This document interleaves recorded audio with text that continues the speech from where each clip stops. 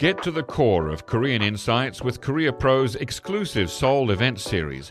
Join us for gatherings that bring you face-to-face with key opinion leaders, journalists, and experts on South Korean affairs for dinner, drinks, and more. Engage in deep discussions on political, economic, and social issues at special venues across Seoul. From dinners with Korea Pro editors to insightful conversations with renowned guests, each event promises a unique blend of expertise and networking. Immerse yourself in the pulse of Korea. Register now at events.koreapro.org.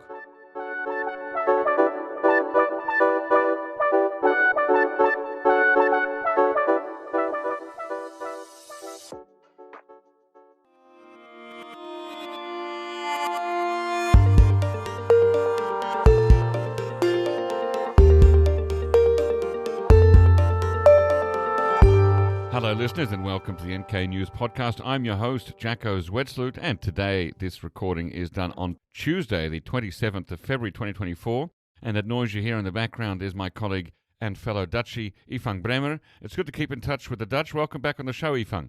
Thank you very much for having me. How does it feel? It feels great. Excellent. All right. Well, we have a few things to talk about today. The first thing that I'm interested to know about is that the Twitter account North Korean Archives and Library, which I should point out is a non-official, it's not an official North Korean government account, but they're quoting sources that the Korean Association of Social Scientists, I think that's the right name, KASS, K-A-S-S, has invited members of exchange associations in Europe to get ready to visit North Korea in small groups for Kim Il-sung's birthday this April. Now, of course, this has already become a topic of hot discussion. What do you think? Well, that's unconfirmed, I guess. Exactly. Well, let's say that it's based on good information and that the people have received invitations. It doesn't mean necessarily that they're going to get visas and they're going to go. So, right? I mean, it fits into the current situation that North Korea seems to be opening up to more and more groups of people, very selective groups of people. So I wouldn't be surprised if that's the case at all. Yeah. Yeah, and ultimately, you know, in these kind of situations, it's not the Foreign Ministry or the Korean Association of Social Scientists that makes the final call on who gets to come in. It's people above them in the State Security Department. So we'll see who actually gets let in and who doesn't. But with the recent trip of 100 Russian tourists there, maybe they will start letting in people. I mean, there's a lot of noise at the moment, right? You have a lot of people who are in touch with some DPRK officials, maybe people from embassies in other countries, say, you know, I think April, for example, right? Well, I've been saying that for a year. I always thought that the anniversary of Kim Il-sung's birthday is a good time to open the doors again. Yeah, so the latest rumor is, you know, April will be a bigger opening for people to come back into North Korea. I have to see it first. Yep. And as we've seen the past couple months, any opening is, for very selective groups. Right. These are not like, I think that most people agree that, you know, a big pre-pandemic opening of North Korea. Oh, that looks unlikely. Yeah, it looks unlikely. Yeah, but as well as these exchange or friendship groups that have been encouraged to send in applications for small visits, we've also been hearing rumors that some embassies have been told to start sending groups in to, check out the status of the buildings that they used to be in until 4 years ago and maybe prepare the way to reopen the embassies. So yeah, well, we know that the Germans are in North Korea right now. They're there right now, okay. Yeah, so the Chinese embassy in Pyongyang posted a short article on their website that their ambassador was meeting with two German officials in the embassy in Pyongyang. So it seems that the Germans are back to check out the premises of their diplomatic mission there. Right. It could be a short stay. Definitely. Yeah. It's literally just in and out, check what's the status of things, perhaps pay some rent that is due, but it's not a full-fledged reopening of their diplomatic mission yet. Okay. All right. Well, it's something to keep an eye on for the next week or two. And where are we now? We're late February and Kim Il-sung's birthday is mid-April, so there's still 6 weeks to go. Lots could happen between now and then. Okay, another thing, tomorrow, the day that this podcast goes out, it'll be Wednesday, the 28th of February, which will be the 5-year anniversary of the failure of the talks at Hanoi, the big summit between Kim Jong Un and Donald Trump that failed. So 5 years has already gone by tomorrow. You were, I think, still a student back then, weren't you? Yeah, I think so. I mean, I honestly, it seems very long time ago. Right. And we don't really talk much about it in the office, I can tell. Right. It's not really a topic. It's one of those moments. It's like, yeah, it happened, but there's so much happening right now that we're not really looking back at the past. That's kind of the vibe that I'm getting in the office. Yeah. But we also know, I mean, we were talking when Kim Jong Un came out with his speech at the end of last year about how he's not interested in talking to South Korea anymore. I mean, this is part of the long-term fallout of the failure at Hanoi, in a sense, isn't it? Or at least that's how it's interpreted by some people. And when I talked to Sieg Hecker and Bob Carlin, they saw the failure at Hanoi as being that point at which Kim Jong Un kind of realized, okay, it's not going to work out with America and with South Korea. Got to find another way. So 5 years on, here we are. Yeah, it does seem like a turning point, looking back at it, yeah. Another anniversary this week, the big one, is is Thursday, the 29th of February. That is Leap Day. So it's the 12th year anniversary of the Leap Day Agreement. That was one where the United States said it would provide substantial food aid in return for North Korea agreeing to a moratorium on uranium enrichment and missile testing, and also a return of the IAEA inspectors to Yongbyon, which didn't happen. And then that was going to, in turn, lead to a resumption of the six-party talks. Do you remember those, the six-party talks? Yes. They were a thing once. So this deal, the Leap Day deal, it lasted less than 6 weeks because in mid-March, the North Koreans said that they would launch a satellite to commemorate the 100th birthday of Kim Il-sung. And that satellite launch was on the 6th of April. It didn't go into orbit, but basically that was when the U.S. said, okay, we're stopping the food, or suspending the food aid, and the Leap Day deal died. So that's already 12 years ago this week. So lots been going on. Indeed. Yes. Yeah. All right. So you wrote a story very recently, which is relevant about what we were talking about earlier, the door opening, about North Korea keeping the door shut to aid groups. So tell us about that. Well, when the news came out that North Korea allowed 100 Russian tourists into the country, I was surprised because I cover human rights and humanitarian affairs for NK News. Mm-hmm. So I keep a close eye on the activities of UNICEF, the WHO, but also private organizations that provide aid to North Korea. Mm-hmm. And I know from speaking with them the past couple of years that they're so frustrated that no staff has been allowed in. Basically, I think the last staff members of international organizations left DPRK March 2021, if I'm not mistaken. Mm-hmm. And ever since, there have been no foreign observers checking out the humanitarian status of the country. So right, they have some local staff who have been liaising via Zoom calls, but there will be no foreigners going in having a look. Correct. So, for example, an organization like UNICEF relies on North Korean personnel in the country, but they have no way of, actually observing what's happening with their own eyes. And that's a big problem because they're providing aid that can be food, can be medical supplies, and they want to make sure that those end up at the right places. And they also want to have their own assessment of how many people need help in North Korea right now, because we frankly only base that estimate on extrapolations of past surveys, right? So it's very problematic. So what I did is I reached out to the big international organizations that used to operate inside the country and asked them, do you have any idea when you're going back? Mm-hmm. And the answer was no. So I spoke with UNICEF. UNICEF told me that they still don't have a date of when their staff can return. Yeah. And they said that they continue to urge our government partners in the DPRK to facilitate the earliest possible return. The same goes for the International Committee of the Red Cross. Mm-hmm. They also do not have any access to the DPRK since 2020 is what they told me. And the same goes for the International Federation of the Red Cross, which is an ICRC partner, but is a separate organization. Right. They too remain shut out of North Korea. Now, I also reached out to the World Health Organization, the World Food Program, but I did not get any reply from them. But I know that they're also eager to return. Yeah. So these are the big groups that used to go into North Korea to provide aid. What they've been doing the past couple of years is send containers of aid and then rely on North Korea to distribute aid. But what to me is interesting is basically this contrast of North Korea allowing Russian tourists to come in. Yeah, that's going to be pretty annoying. If you're sitting there saying, we want to go in and make our assessment of the needs, and you see that there's 100 relatively wealthy Russians going in there doing some skiing at Pyongyang and then going back again, having a great time and putting posts on Russian social media about it, that must be pretty frustrating. It must be incredibly frustrating, yeah. And also this shows the priorities of North Korea very clearly. Yeah, I spoke to Frode Mauring yesterday about that for an interview which will be released next week. He was the former resident coordinator for all the 6 UN agencies in North Korea from late 2019 until late last year.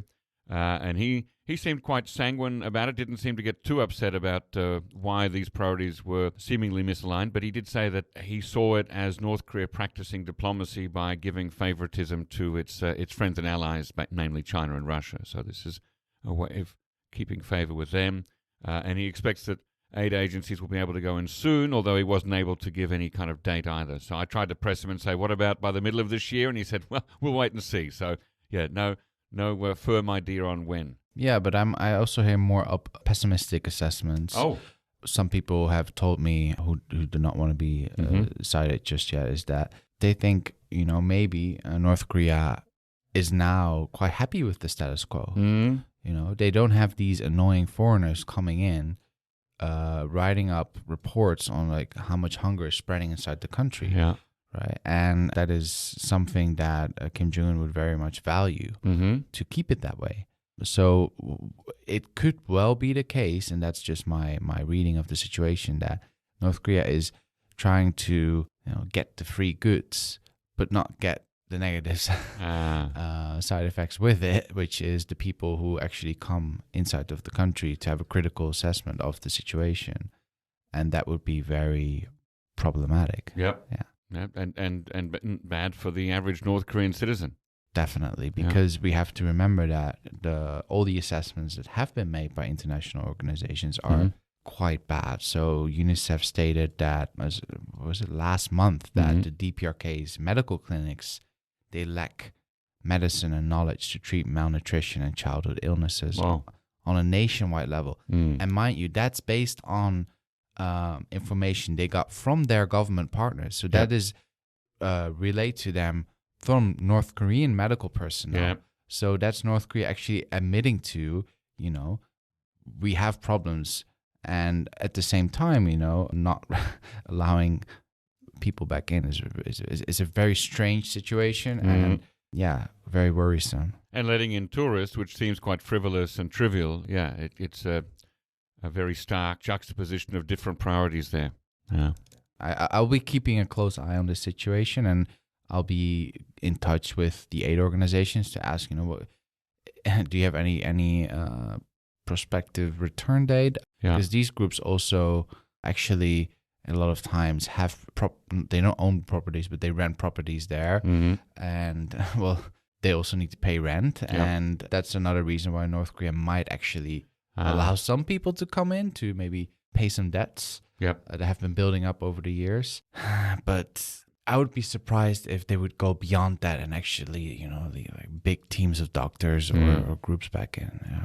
Okay, well, thank you for telling us that and keep an update on it. I encourage our listeners to check out Ifang's stories if you're interested in humanitarian and human rights issues. Ifang follows a lot of them, so check them out on nknews.org. And then after this break, I will have an interview with Ruediger Frank from Vienna, who's talking about some of his thoughts about the latest line and policies out of North Korea. So stay tuned for that. Thanks very much, Ifang. Thank you for having me.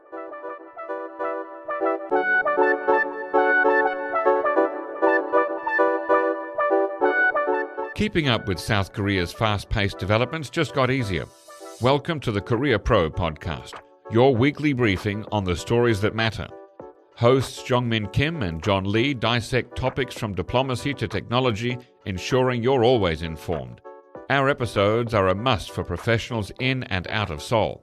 Subscribe on your preferred platform and elevate your understanding of Korean affairs.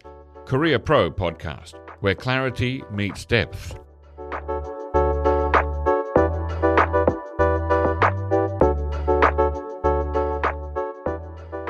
Hello, podcast listeners, and welcome to the long interview of the show. And joining me via Zoom from Vienna, Austria, is Professor Ruediger Frank, who was last on the podcast on episode 167, when we discussed German unification and its relevance to Korea.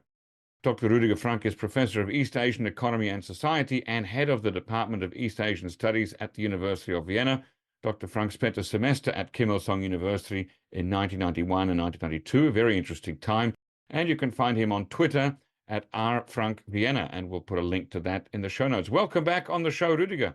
Hello, Jacko. Good to be back. Ruediger, in December last year, you published a piece on 38 North called North Korea's De-risking Strategy and Its Implications.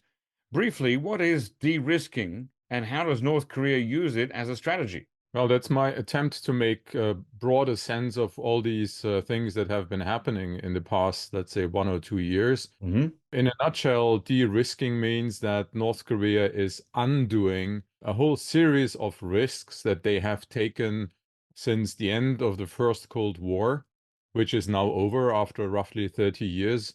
And this is how I interpret all these singular events that we are certainly also going to talk about today. Right. Okay. All right. So it's undoing risks that it had previously taken. Okay. Now, when you wrote this piece, or when this piece was published last December, it was at the time when North Korea had been closing many of its embassies and consular offices around the world, reducing the total number of diplomatic missions to around 46. Now, I've talked with Chad O'Carroll and other NK News colleagues about reasons for this and what it all means, but I want to hear from you specifically about this in the context of this idea of de-risking. How does closing diplomatic missions de-risk North Korea? I mean, just to start with the details, obviously, I have no idea why precisely they closed these particular embassies and why at that time. And this is why I find it so useful having these meta theories, because they are much more reliable in a sense. Otherwise, we are speculating too much. In this case, if you think about an embassy as such, which means North Korea is sending people abroad. They are very reluctant doing so, obviously, right? These people are based abroad for a longer period of time at a particular space. They become an easier target for whoever wants to target them, either through surveillance or by trying to convince them to probably leave the country, switch sides. This has happened quite a lot. And of course, yeah, this is also, well, probably exposing these people to information that they otherwise would not have access to. It's been a long-standing thing amongst North Korea watchers to assume that people who have been abroad, remember this has been even said for Kim Jong Un, come back with a different mindset and, have a different perspective on their country. And by reducing the number of these people who are exposed to that risk, there's always a minimum number who have to do that anyway, but you try to minimize that, right? And by doing so, the North Koreans are reducing risk on many fronts. And on the other side, usually you take a risk because you expect something in return, or there is something that will make up for the risk, And this return is also diminishing. North Korea has started its massive diplomatic initiative, opening new embassies elsewhere, also inviting foreigners into the country at a time when it really had to, and now it doesn't have to anymore. And this, I think, makes a lot of sense. But the argument against that, Ruediger, is that these people who work in the overseas missions, these are the most highly trusted people. These are the people who are closest to the inner circle. I mean, they're not inner circle themselves, but they're close to it. And they're the ones who would have the most to lose if the North Korean system were to change or collapse or something like that. Exactly, like Tae-yong-ho, you mean? Yes. And he left, right? And what about the gentleman from the Italian embassy? And going back a longer period of time, what about Wang Zhangyop? So, yeah, but over the last 2.5 decades, we can name pretty much all the high-level people who have come out there, because there've been so few of them. Well, I mean, I wonder what the percentage is, though. If you look at, I don't know, a couple of hundred people being abroad, and how many of them have actually left, and we don't know about many of those who have left, because obviously the US and South Korea do not always publicize that immediately. We don't know who many of these people have been recruited as informants, but nevertheless remained in North Korea. So there's kind of a dark number, as we say in German, in this regard. No, I think it's actually a pretty remarkable percentage. Okay. But why do you think that the de-risking in a sort of a human resources angle is a more persuasive reason for closing embassies and consulates than, say, the economic difficulties, which we've always known about? First of all, it's the timing. North Korea has been through greater economic difficulties before, I believe, both in terms of actual facts that we have, but also in terms of the geo-economic situation. So right now, when things are developing in a positive way for North Korea, its trade relations and access to finance and access to markets in China and Russia is actually improving. So closing the embassies out of financial constraints right now makes less sense to me. That's point number one. Point number two, the costs of embassies, that's really a drop in the bucket, even of the North Korean budget. Also, as you know, of course, from interviews with people who worked at embassies, these embassies are actually supposed to generate money. So they are not always a cost factor. They are actually a little bit even of a little enterprise producing gains either through illegal or not so legal means. So the cost argument doesn't really work for me at all. It's just the amount is not enough, the timing is not enough, and probably it's even an income that North Korea is giving up by closing these embassies. Okay, so what changes have happened to the international environment that make the world a riskier place for North Korea to exist and be active in? I don't think it makes the world a riskier place. It has always been a risky place. What has changed is North Korea's evaluation of the trade-off, like the need to take that risk. And North Korea's, the pressure on North Korea to open up has become less. The risk has remained the same, at least from the perspective of the regime. As you know, they have always been extremely reluctant to let their people be in touch with the outside world. I'm just reading accounts of the North Koreans who got married to East German women in the 1950s and 60s. And even back then, you know, you read lots about this paranoia. So this hasn't changed. What has changed is North Korea's perception of having to take this risk in exchange for something. And that's obviously the new Cold War. It's the effective death of sanctions. I mean, they're still there, but they hardly ever really did bite as much as wanted by those who issued them. But now, I mean, it's just over. China and Russia, although they officially still deny that, of course, they are still willing to cooperate with North Korea. And North Korea doesn't really need that much, right? I mean, we've been making fun of their efforts at an independent economy because it never really was independent. But we should also be honest and say that they have been highly independent.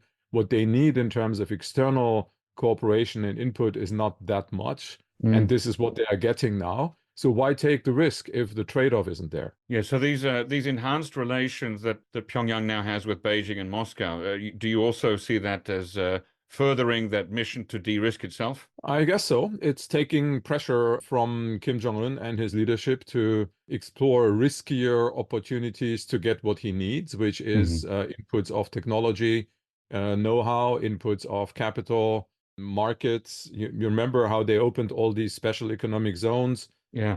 So they opened all these special economic zones to invite foreign investment. You remember they started doing that in 1993, right? So that's right, with the Rajan Sunbong. Zone. Right. They even went as far as doing something totally crazy. The Kaesong Industrial Zone. I mean, I couldn't believe it. I've been there 3 times. First time in 2004 when they just had the groundbreaking ceremony. Last time in 2007 when I could see that thing operational. It was just absolutely insane what they were exposing their people to on a massive scale, 50,000 women on a daily basis, 1,000 or 2,000 South Koreans or whatever. I mean, this was definitely something where they tried to get something that they now get from the Chinese. You know, they can have Chinese investment. They can send their people to China to make money. They can get smaller amounts of money for building new factories. They already assemble these smartphones and everything, and there's so much that we don't know. So in terms of looking at North Korea's relations with Russia and with China at the moment, and you've already mentioned this idea of we're being in a new Cold War, would you call these relations a sort of a triangular relation, a firm alliance, or is it something looser like a temporary coincidental confluence of interests? It's a marriage of convenience. I say that with certainty because we do have a long historical evidence of North Korea dealing with foreigners. And I don't really think they like or trust anybody. They just dislike them on different scales. I think I told you last time, when I went to North Korea in 1991, one of the first words I learned was daenom, which is a not very nice term for Chinese, and that was back then. So Wow. North Korea always had, as we know from countless publications, a very difficult relationship with its two big neighbors, Russia, Soviet Union at some time, and China, but they need them. So no, it's not an alliance. And I think I also argued that at least part of the utility of the nuclear program for North Korea is to maintain its independence within this triangular relationship, where very obviously they are the junior partner. But if you look at this Sino-Soviet rift in the late 1950s and how North Korea was then able to extract concessions from both sides. It's a very skillful way of tail wagging the dog, or actually two big dogs. And I'm pretty sure they are going to continue this. And of course, we also need to say that people in Beijing and Moscow, they are not dumb. They are pretty much aware of that. Yeah. So I think marriage of convenience is a good way to describe this. Now, you've already mentioned Rajin Sonbong back in the 1990s and the Kaesong Industrial Complex. What are some other big risks that Pyongyang took in the era after the end of the First Cold War in the early 1990s? Well, in a way, it's almost everything that they've done, starting with after the end of, or at the height of the famine, letting all these international organizations in. I remember a presentation or a publication from the World Food Program or FAO. I always mix these two up anyway. One of these international food aid organizations that were proud having made 450 field visits per year and having access to almost 90% of all counties in North Korea. I mean, just think about the massive amount of intelligence that has been flowing out of this and reaching various quarters. Think Wait, but about it might not be obvious to all of our listeners why that's a risk. Why is that a risk, having people going around your country and seeing things? Well, because people go around your country and see things, which is not something that you typically do in North Korea, right? I mean, they earned the title Hermit Kingdom for sure. And as you probably see in each and every discussion you have on North Korea, sooner or later, rather sooner actually, you reach a point when you say, yeah, but we don't have enough information and we don't know. All this whining about diplomats having to leave Pyongyang and waiting actually to come back. It's mainly also because not because everyone enjoys living in Pyongyang. It's more about, damn, we want to know what's going on there. You know, we have much less information now than we had before. So access by foreigners is a major risk, and the North Koreans have been super reluctant to grant that. You remember how the 1989 World Festival of Youth and Students had been celebrated as such a great exception, where Yeah. thousands of foreigners were there. But it turned out to be a very unique measure, and we also saw how North Korea was totally overwhelmed, right? Yeah. Yeah, in that context, we have Western tourists, up to 5 or 6,000 a year. I remember in 2012 in April when I was there, they let so many foreigners in, they didn't even have enough hotels. You could clearly see that they were overwhelmed, couldn't really deal with them. We know that many of these foreign tourists, Western tourists in particular, turned out to be either actual or wannabe journalists. We have no idea how many of them have reported to three-letter agencies here and there. And of course, again, the North Koreans aren't really stupid. There have been many negative reports about North Korea, quote unquote, secretly filmed, although it's actually not that secret. As you know, you could, I should say, film and take photos relatively openly in North Korea as a tourist, with a few exceptions. So this would be one of the areas, like access to foreigners. The other one is, of course, the cooperation with the South Koreans, starting with the June 2000 summit, when Kim Dae-jung visited North Korea. Yes, of course it was. I happened to be in Seoul at that time in June 2000, and I remember, of course, what a great propaganda win that was for North Korea, and that's actually true. So when, South Koreans discovered that Kim Jong Un actually speaks Korean and other ridiculous stuff like that, kind of undoing a bit of their own propaganda. But Yeah. we overlooked the fact that, of course, the same thing happened on the North Korean side. So Kim Dae-jung, was an older gentleman, and smiled and behaved kindly. And, many North Koreans for the first time had seen a South Korean that would not correspond with the image that typically has been projected about South Korea. We had the Kaesong and, of course, Kumgangsan tourism, Yeah. right? Remember, Kumgang tourism had been started also in the late 90s when Chung Ju-young visited. And then the project developed out of this. And was it 1 or 2 million South Koreans who traveled I to don't Kumgang? recall. I mean, yes, of course, it has been isolated, but still they were interacting with North Koreans who have families and brains and, who keep thinking. And Kaesong, of course, was a totally different story. It didn't last for very long. As we know, in 2008, after the fatal killing of Park Wan-ja, the female tourist who was shot at the coast of the That's East right. Sea by North Park Wang-ja, at Kumgang-san. After that, the tourism thing was over, so I think Kaesong was just open for a relatively short period of time. But Kaesong is a regular city, and having hundreds of South Koreans in their colorful clothes and, chit-chatting and looking affluent and whatnot on the streets must have been a shock for North Koreans. So this kind of infiltration, ideological infiltration in an implicit way, has been a great risk.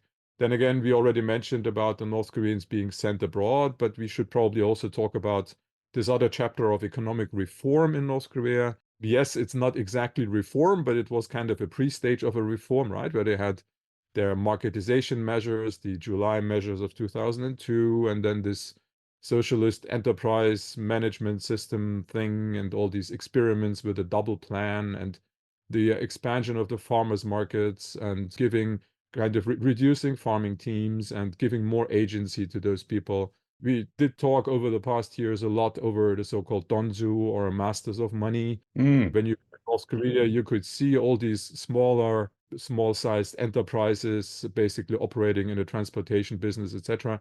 So all these things also created a big risk for the ideology and for the stability of the system. Okay, let me ask you about the reform of the economy that you've just mentioned. As you said in your article, North Korea, when it did do some reform of the economy, it did so half-heartedly and reluctantly. And I just wonder why. Why was that only done half-heartedly and reluctantly? Why not do a full-blown reform of the economy in a similar way to, I don't know, China or Vietnam? Well, obviously, because they didn't really want to. One of the distinctive differences between these, let's call it reforms, just for the sake of simplicity, of these reforms in North Korea and reforms in China and Vietnam, is that they have never been announced by the leader. For China, we have this speech by Deng Xiaoping in December 1978, and many others that followed. In Vietnam, we have even a term, this Doi Moi movement. In North Korea, there was never anything like that. They just did these things, and we as scholars then tried to figure out what it was. Even the July 2002 measures we heard about through sources from Japan. So it's not like Kim Jong-il at that time, or later Kim Jong Un, would step up like he did just a couple of weeks ago at a major party meeting and say, okay, guys, things have changed, so now we are embarking on a reform policy. It was more implicit. And that is an indicator that they never really wanted to embrace that as a new strategic line. It seems to have been a coping mechanism. I should add that I have nevertheless been very positive about these reforms, because I believe in something that you can call path dependency. So sometimes it doesn't really matter what the intention is, whether you are really all out into reforms or whether you just reluctantly do that, but you do create new realities. And these new realities, they can, in a way, become the source for the next change to reality. And then in hindsight, you have a chain of such events which will lead into actual reforms. So I was still quite positive about these measures, but nevertheless, the North Korean leadership never really embraced that. With Kim Jong-il, I had the impression he actually did. There is this article he wrote in January 2001 when he came closest to actually announcing in the Nodong Shinmun such a reform policy, where he talked about things are not like in the 50s and 60s, and we should embrace this new environment and react to it and find new ways of dealing with it. But that's where he stopped. And his son definitely has never really shown any indication that he's into actual reforms. Well, given that, I mean, as you say, the leadership doesn't seem to be interested in it. Why take these risks at all, even though half-heartedly and reluctantly? Well, if the alternative is to just see your economy collapse and then understand, if you understand that most of these uprisings that happened in other countries, that the North Koreans, of course, have been following very closely. We talk about, the end of the First Cold War, the collapse of the socialist system.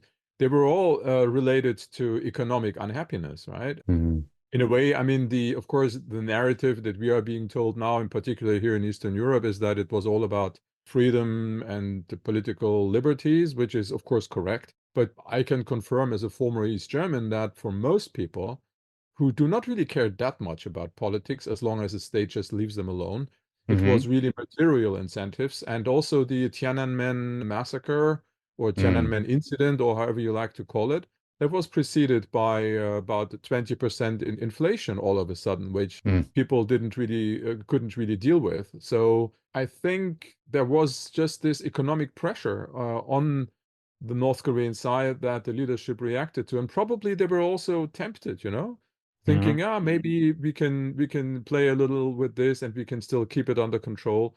Of course, as a government, you want to have more cash. The more cash you have, the more you can spend on whatever, including a weapons program and whatnot. So, yeah, I think it makes sense from their perspective. Okay, so what ultimately made North Korea change its mind about these risks? Is that something to do with the failure at Hanoi in February 2019, which I note is almost 5 years ago already? Yeah, that's you take that from the article by Bob Harlan and Sig Hacker. This is the one point I do not fully agree with.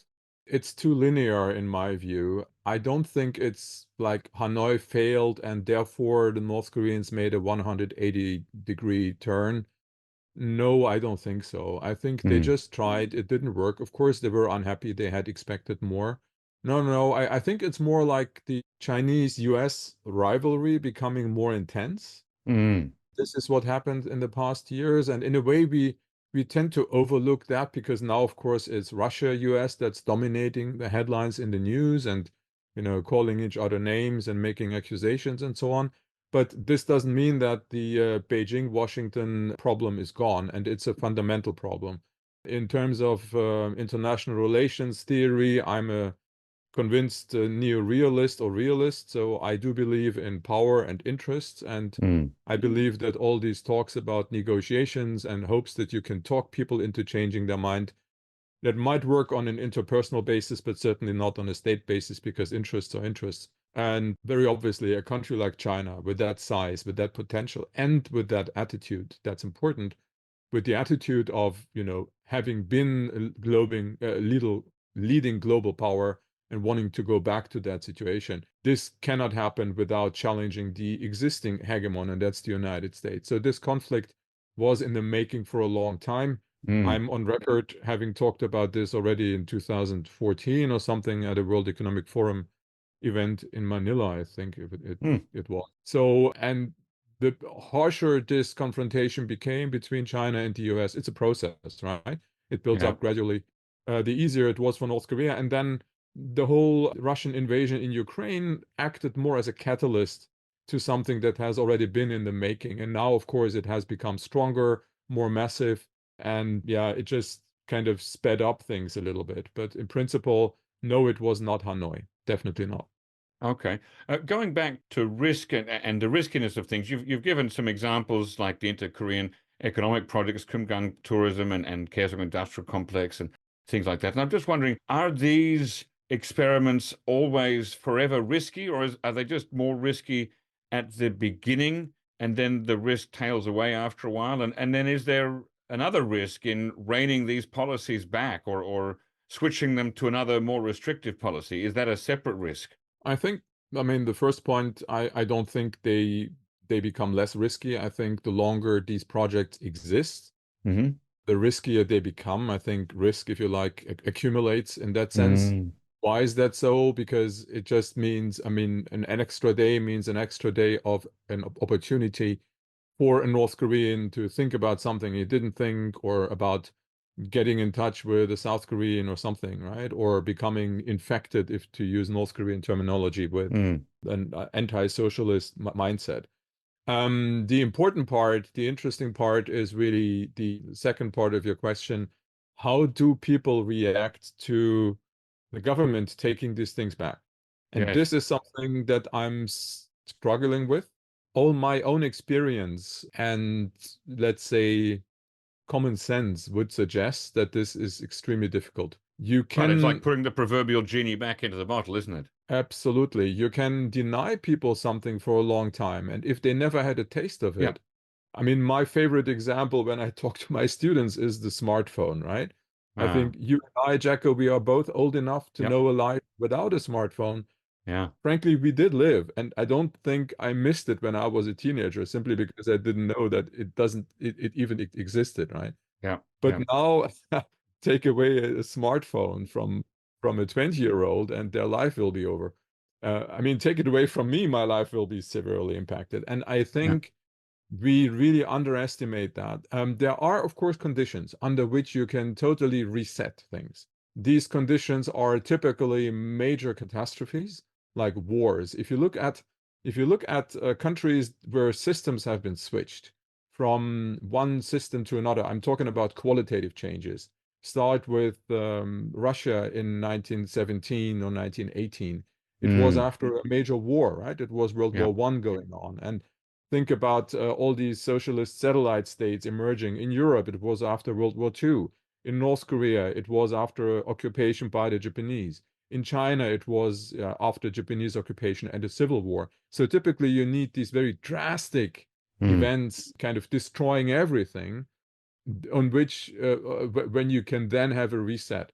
For North Korea, we might argue that the pandemic definitely has provided an opportunity. Mm. And in fact, as you say in your article, Kim Jong Un called it a golden opportunity, didn't he? Yes, he did. And you also called the sanctions a golden opportunity because, of course, that's the more long-term existing justification for Mm-hmm. having radical changes that affect everyday life of people, that would make them theoretically very unhappy about the government, like Mm. taking away an opportunity that it had previously given to them. If you can Yeah. blame it either on a virus Mm. or on the United States, which in the North Korean mindset is pretty much the same thing, Right. then you can try to delegate a little bit of responsibility. That's fine, which is why I am totally flabbergasted by this recent move of undoing this more than 50 years of reunification policy, because I really have no idea how they want to sell that to their population. So anyway, we still have to see in how far the North Koreans will really accept that.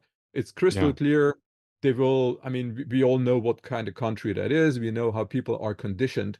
They will not immediately rise up and march on Kim Il Sung Square and demand Mm. that this or that is undone, right? But we also know that they are no idiots. I mean, these are people like you and me.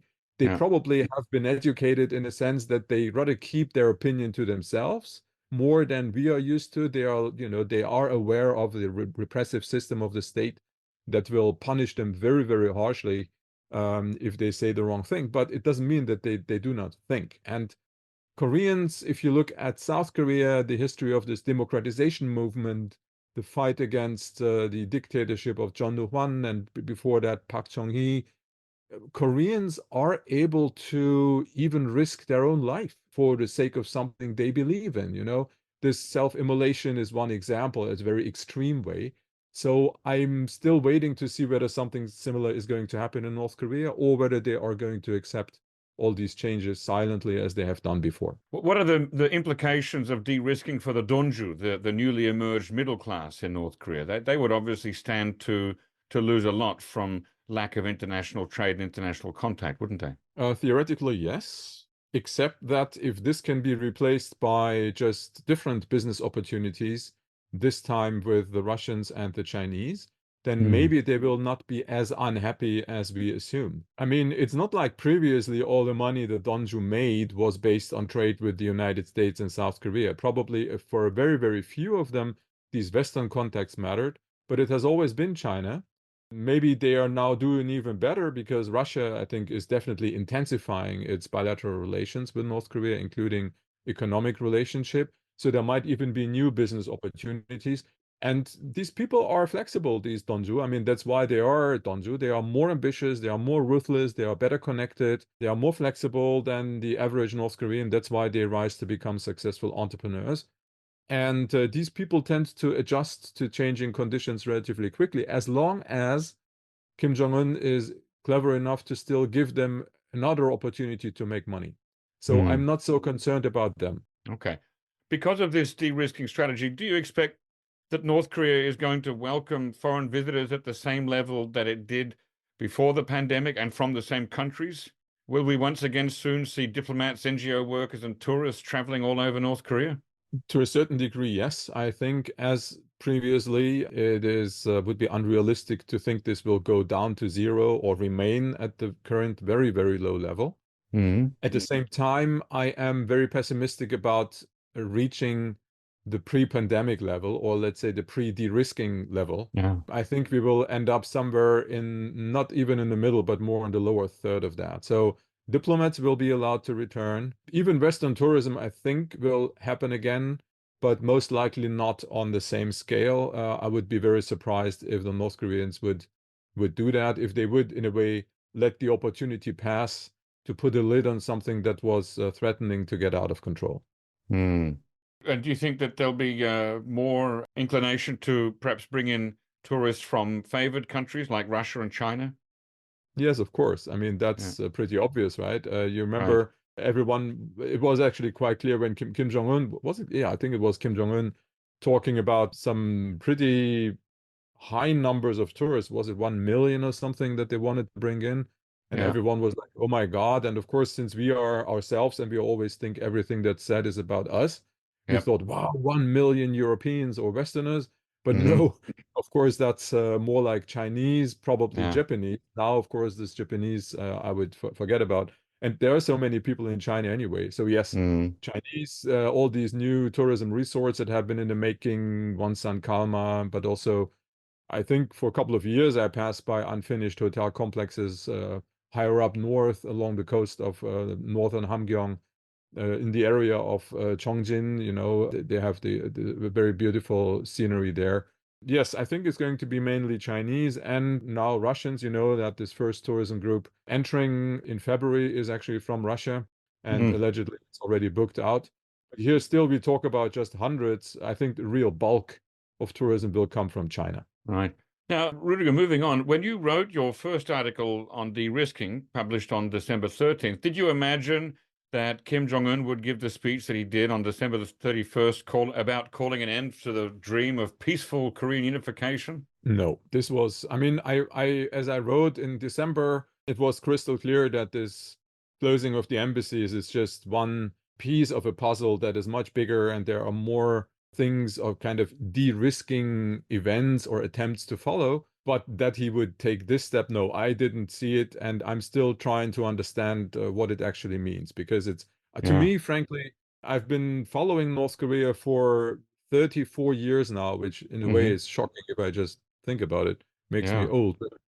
I would say it's the single most dramatic announcement by the leadership that I have ever heard in those 34 years, honestly. Okay, well, yeah, let's get into that. So about a month after your first piece on January the 11th, the second piece was published at 38 North, entitled North Korea's New Unification Policy, Implications and Pitfalls, and hopefully we'll add a link to that in the show notes. We've already talked a bit on other previous podcast episodes about how significant this new policy line is. Now, listeners and NK newsreaders will be aware already that there are two broad camps, and one sees the new line as something serious, a real break from the past, and the others see it merely as a change in tactics, not in strategy, and that the major goal is to influence people in South Korea, especially the progressives. And it seems like you fall in the first of the two camps. Is that correct? Yes and no. I think much of the debate, and I find that slightly regrettable, to be honest, but I understand it, of course. Most of the debate has been focusing on the question of war and peace. And on that question, like, is North Korea now going to invade South Korea next week or something? I'm more actually with Thomas Schäfer, who said that no, this is more of the same. So this aggressive tone, we heard that before. I do not see any new reason why North Korea should now suddenly invade South Korea. But on the other hand, it has, of course, become easier. To me, however, the significant breakthrough, something that has never existed before, is the new definition of the nation, the new definition of the relationship with South Korea. Also, in a way, this very, very open way to, I wouldn't say criticize, but undo things that are so closely related with Kim Il-sung and Kim Jong-il, Yes. which is a major step for someone like Kim Jong Un. So this speech is not just about one topic, right? So on this side, on the unification nationalism side, I'm definitely in the camp of saying, wow, this is super significant. It's impossible to overestimate that. On the war and peace issue, I'm a bit more relaxed, although that's, of course, a very dangerous thing to do. I mean, you don't want to be the one who says, don't worry, and then the next day a war breaks out. And in fact, I do believe it made a war between North and South Korea easier, that's for sure. Okay, has Kim Jong Un given up on unification completely, or just peaceful unification? He has not given up on unification. He never said so. I have no idea where people get this from. He did say that the formula to achieve unification is completely wrong. And this formula is basically, I mean, it's not North Korea. If you know, usually they have one idea and then this idea is repeated and, there are twists and turns added to it and then it becomes bigger and bigger. But the original idea was that by Kim Il-sung in 1972, the three principles, and that is unification needs to be peaceful. Unification needs to happen based on some pan-Korean nationalism, and unification has to happen without the interference of foreign forces. I think the buzzwords are 우리 민족끼리, like by our nation itself, and independence and peaceful, right? These three principles. And this is what Kim Jong-un has given up. Obviously, he didn't really expand too much on no outside interference because it wouldn't make much sense, but he attacked the idea of peacefulness. He said, no, this is now a foreign country, which of course makes it theoretically at least easier to wage a war against the South Koreans. It's not like cutting your own flesh because they are not defined as your own flesh anymore. And the other principle, this by our nation itself, it's kind of falling into the same category. Reunification is not an internal affair anymore. It's more about North Korea reclaiming part of its territory that is theirs. In a way, it's a bit of a similarity to what the People's Republic of China says about the Republic of China on Taiwan. It's a kind of a province a renegade province that needs to be brought back into the Reich, I almost said. So that's the new attitude. Yeah. What risk is Kim Jong Un possibly avoiding by taking on this new strategy? Yeah, that's the thing. I mean, the obvious answer would be interaction with South Korea is dangerous, and I think everyone who has been following North Korea understands that it's on so many levels. What bothers me is that this doesn't really explain this new policy. I mean, the North Koreans could have just stopped talking to the South Koreans anyway. They could have more or less. They did, and they could have continued that, and they could have stopped anything silently. Why making a big deal about it? Why making it a new policy? Why making it a new policy line? That I don't understand. And frankly, the only explanation I have, but this is, I mean, it's a speculation based on a speculation, so I hope you will forgive me. The only explanation I have is that Kim Jong-un is trying to build his own legitimacy, a legitimacy as a leader in his own right, by starting a number of new policies, new projects, new initiatives, and also by disconnecting himself from previous policies, sometimes in a harsh way. If you want to raise your profile, you sometimes in politics you do that by criticizing your predecessors and saying, I'm different. This is the only explanation I have. And of course, why would he do that? Well, I guess first, probably out of personal reasons, if he believes that he's great. Then of course he also wants everybody else to believe that. So I think he hates the idea that he's only the grandson. Talk to people in similar situations, like heirs of larger enterprises or daughters and sons of celebrities. They usually tell you, oh, I really suffer from being seen only as the son or daughter of this or this. I want to be myself. Probably it might be something like this. I have no idea. I'm not his private psychologist. The other thing, obviously, if that's the case, I mean, there's certainly a risk involved there in moving his legitimacy away from that legacy from his father and grandfather, the Pektu bloodline, and one wonders what would be the basis for his new legitimacy. Well, I think the reason why he is taking that risk is obviously that he thinks the legitimacy transferred from Kim Il-sung through Kim Jong-il through Kim Jong-un to one of his children, like right now his daughter has of course been in the news a lot. is now too weak. It's like adding water to wine, and then eventually there's hardly any taste of wine left, you know? So probably he thinks that in order to guarantee the continuation of his family line, he actually needs to strengthen his own legitimacy as a leader so that he can then pass it on more powerfully to one of his offspring.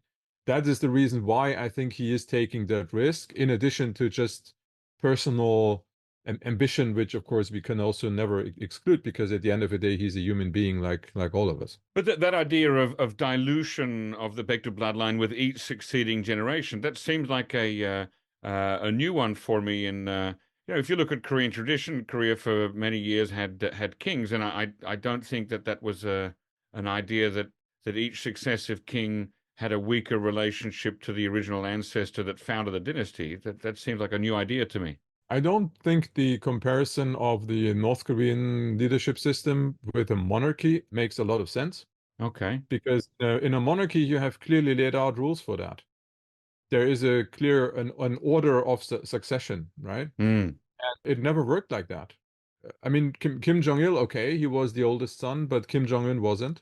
He was the third son. Also, I do not recall seeing a single North Korean publication calling Kim Jong-il the eldest son of Kim Il-sung, or calling Kim Jong-un the son of Kim Jong-il. Yes, they talk about the Pac-2 bloodline, but this is much too unspecific. It's very ambiguous. There is no clearly laid out rule how it's going to happen. It's more like implicit. And in a monarchy, that's not the case, right? Look at Britain. We know exactly who is going to succeed whom, who is number whatever in the order of succession. This is not the case in North Korea. No, I think this is not a very good comparison. It doesn't really help us much. Okay. Now, if I recall correctly, you've always been skeptical about the success of a third-generation leadership succession in North Korea, haven't you? And I still am, in a way that's related to one of your previous questions. Are people going to buy it, yes or no? Now, as a matter of fact, Kim Jong Un is still in power after having taken over in late 2011. I thought at that time that he would be primus inter pares, a first amongst equals, in a more collective form of leadership. That was wrong. I'm still having my doubts whether the North Korean population really buys that, as they were into following Kim Il-sung and Kim Jong-il. And probably this attempt now by Kim Jong-un of developing his own independent legitimacy might even be a response to something that he knows but we don't, which is the mood amongst his population. I mean, he does receive all these reports from his intelligence services, so probably it's even a reaction to something that we so far haven't observed. You know, like one of these signs saying, "Do not dump your garbage here." It's usually places where people dump garbage, right? Yeah. So probably this reaction of his is an indicator of something that we are not yet aware of. But again, this is highly speculative. I have to admit that. So what are your thoughts on the possibility of a future collective leadership in North Korea? And would this be more or less risky than the current sort of leadership in one person? Yes, definitely. I mean, it would be a substantial change. And as we know, again, we have empirical evidence on that in numerous countries. As soon as you start changing things fundamentally, people get into this change mood and they want more and more and more. And then you have this path dependency where one event leads to another. And eventually it's like an avalanche where a small piece of snow turns into something that is absolutely unstoppable, uncontrollable, unpredictable. And this, of course, can happen in North Korea. I mean, the obvious thing is collective leadership. How stable will it be, right? I mean, they have no established collective. It's not like in the Soviet Union where you had your Politburo effectively really being in charge and powerful, where it was just about finding a new secretary general. So you do have ambitious people that might be fighting over power and different factions. It's Korea at the end of the day. They like to have their factionalism and they're fighting amongst each other. So it could definitely lead to a destabilization, which is why, actually, on a side note, I believe many in the North Korean leadership do support this one-person leadership model because they benefit from a stability of the current system and they don't want to see it collapse. That's definitely not true for everybody, but I believe there is also this backing up of Kim Jong-un, even if these educated, ambitious, powerful people at the very top might think there might be a better option, but then on the other hand, this would be riskier. So I guess so far it's like many people are benefiting from the current system, so they rather go for stability in a system they know rather than possible instability in a system they don't know. Now, you predicted in your second article at 38 North that South Korea, and especially conservative political forces in South Korea, such as those aligned with President Yoon Suk-yeol, will benefit more than Kim Jong Un intended from this new policy about unification and the Korean nation. In fact, you describe it in your article as Kim Jong Un giving a gift to South Korea. Why and how? Oh, 100%. Again, this is, of course, me being influenced by my experience of being German. And when I grew up, the term Germany was completely owned by West Germany. The word Deutschland, which is German for Germany, was not used in East Germany as such. Of course, it was the German Democratic Republic. There's nothing you could do about it. But for example, when you say today there's a football match, Deutschland against whatever country, it was clear to everyone it must be West Germany because East Germany never used this term. Also in my article that in East Germany they stopped singing the national anthem already in the late 1960s because it said something about Germany United Fatherland. In 1974, there was a constitutional change eliminating all goals for unification from the constitution. In a way, the East Germans back then did what Kim Jong Un just did a couple of weeks ago, basically renouncing the idea of a unified nation. At the same time, West Germany kept it. So they owned the narrative, they were the sole owner of Germany. And I mean, I've been asked about this comparison between Germany and Korea, I don't know how many million times. Yeah. And I usually start with a long list of differences. And now one of the key differences is gone. It's not like these two cases have become more similar, but until very recently, both North Korea and South Korea claimed ownership of the nation. They competed for it. Both had, based on that, concepts for national unification. And so these concepts would compete. In the German case, I think I also write that in my article, the unification treaty between East Germany and West Germany was negotiated within 8 weeks. And it's a document of 1,000 pages. And obviously, it's very far reaching. Yeah. I can't imagine how you can negotiate such a document anywhere else of such a significance.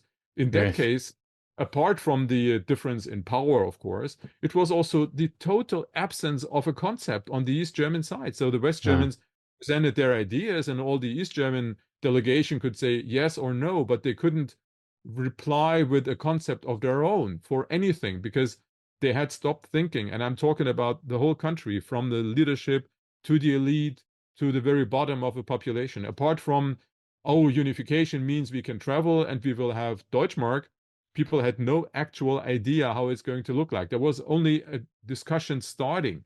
We have this evidence of 1989 and early 1990 where intellectuals were suddenly really excited and discussing potential ways towards unification and probably, creating something new, but forget about it. Meanwhile, events were proceeding very quick. And now North Korea has made the same mistake. They have given up ownership of this, and basically they leave this whole idea to the South Koreans. We still have to see how that turns out in North Korea, to be honest. Whether the North Korean population will be slightly disappointed by Kim Jong Un giving up this idea of, Korea is one and Samchali and, all this tapestry-like land and 18 million fellow countrymen and so on. But then now the South Koreans can do that and they can propagate that. We do know that South Korean propaganda or information is reaching North Korea. We know that from Kim Jong Un himself, who keeps complaining about it. So right now, it will not be, from now on, it will not just be consumerism and being cool and, music and K-pop and K-drama. It will also be, if the South Koreans play this card smartly, it will also be, the nation, Korea is one, etc., being another powerful, strong propaganda message from South Korea towards the North. Do you think that by Kim Jong Un sort of cancelling all those messages of pan-nationalism, is he, in effect, I'm thinking about what kind of message he's sending to South Korea, is he, in effect, implicitly calling for an uprising and a regime change in South Korea, even if that may not be realistic? One could read this into some of his statements, because he still says about what he said was, you can't trust any South Korean government, Right. be it progressive or conservative. He did not really say you cannot trust the South Korean people. So I think he still likes to make this differentiation. Always reminds me of Stalin, who said the Hitlers come and go, but the German people remain, to justify how he can cooperate with East Germany. But he was not really very detailed on that, and he didn't really expand on that. But theoretically, this option exists. But definitely, Kim Jong Un said, with this political elite, and we don't know how he defines that, like how deep that actually goes. Is it just the president, or just the top 10, or just the top 10,000, or whatever? With them, it makes no sense to cooperate, which, by the way, is absolutely correct, to be honest. I mean, I never really understood how people could interpret the Sunshine Policy as appeasement or something. Sunshine Policy is just another way of aggressively changing North Korea, just not by force, but by heat, if you remember this fable by Aesop. Yeah. It's not about laying down and waiting for the mercy of the North Koreans. It was just about really enforcing regime change upon them by different means. So one could even understand the argument. But yeah, again, we are still at the beginning of this process. And that's why I said I'm still struggling with understanding what all this means in detail. The one thing that I find really, really concerning from the North Korean system stability perspective is this undoing of the teachings of Kim Il-sung. You know, the arc of unification is one thing. I found so many quotes just yesterday, I don't know, by accident, actually. I read some of the propaganda materials from North Korea, you know, anecdotes and aphorisms from Kim Jong-il, Kim Il-sung. And I mean, this is not a minor thing. The whole country has been scattered with monuments to what the leaders said about unification and about the three principles and about this Koryo Federation. Confederacy, and yeah. Well, let me ask you then, Ruediger, if all that you've said is correct about North Korea de-risking itself and Kim Jong-un's new attitudes towards unification and pan-nationalism, if that's all correct, what are some things that we could either expect to see or expect to not see in the rest of this year? I do believe that we will see a continuation of this de-risking strategy.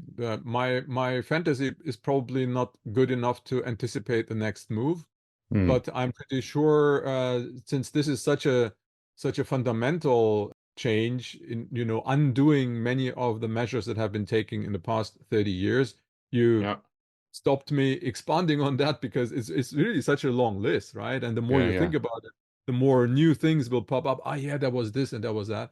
So there are still many options, I think, where Kim Jong-un could continue his de-risking strategy. I think we will also see more of a specification of the new relationship towards South Korea. Frankly, and I'm just talking about the theoretical option, don't misunderstand me.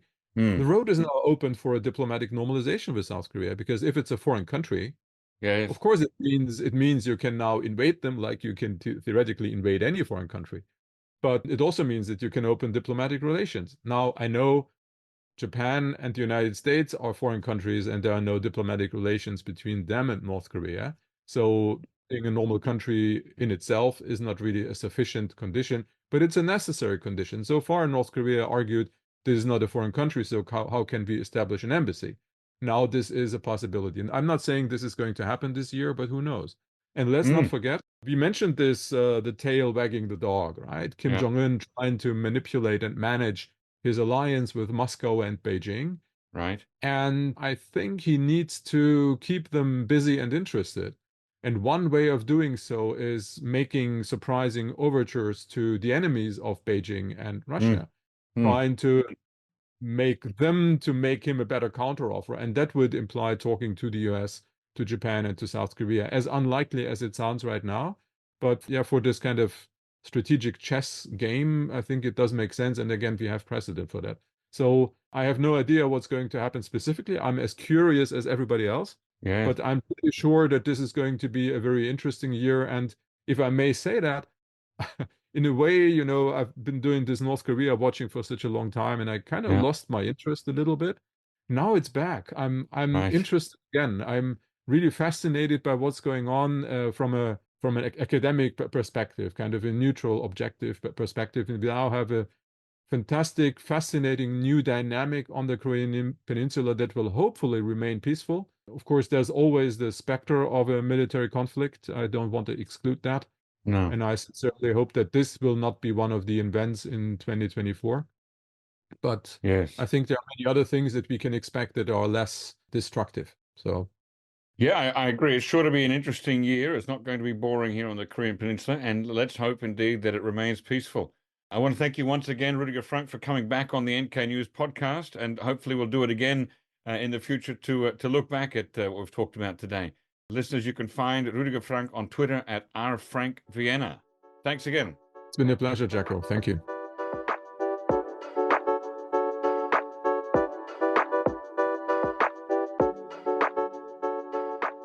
Welcome to a new realm of insights into the Korean Peninsula. At Korea Risk Group, we delve deep into the complexities of North and South Korea, offering bespoke analyses that empower decision makers. Whether you're in government, business, or academia, our tailored solutions provide clarity in an opaque region. Let our team guide your strategy with data-driven insights and on-the-ground intelligence. Step into a world of informed decision-making and visit KoreaRiskGroup.com today.